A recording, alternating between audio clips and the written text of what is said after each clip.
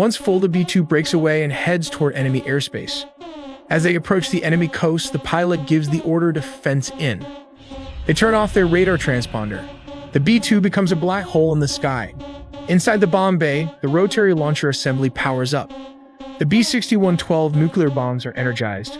The red pre-arm lights on the dashboard turn green. The B-2 is the only nuclear weapon system that puts a human eye on the target. The pilot flies directly over the coordinates. The bay doors snap open for less than 5 seconds. The bomb is ejected, and the pilot immediately banks the aircraft hard, 45-degree turn to escape the blast radius. But dropping a modern nuclear bomb isn't just about pushing a button. The B-2 Spirit doesn't just drop the new B-61, it talks to it. It guides it. It literally spins it like a football. So what actually happens inside the cockpit during a nuclear run? Let's break down the step-by-step process of how a B-2 executes a B-6112 strike. Phase 1 starts long before the target is in sight, the revolver setup. Unlike a fighter jet that hangs missiles on its wings, which ruins aerodynamics and stealth, the B-2 hides everything inside.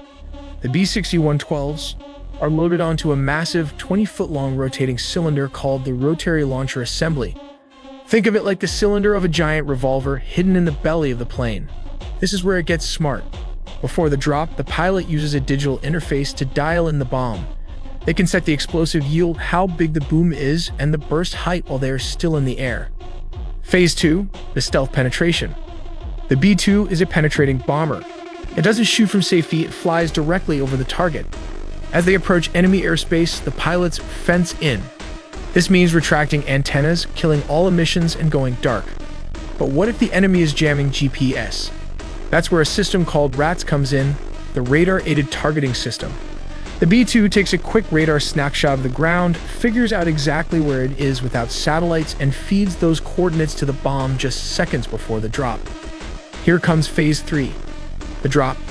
We are now directly overhead. The pilot authorizes the release. The massive bay doors snap open. This is the most dangerous second of the entire mission because that open cavity suddenly makes the stealth bomber visible to radar. The launcher rotates the bomb to the bottom. But gravity isn't fast enough. The bomb is forcibly ejected downwards with pneumatic pressure to punch through the airflow. Bam! Doors closed. Stealth restored.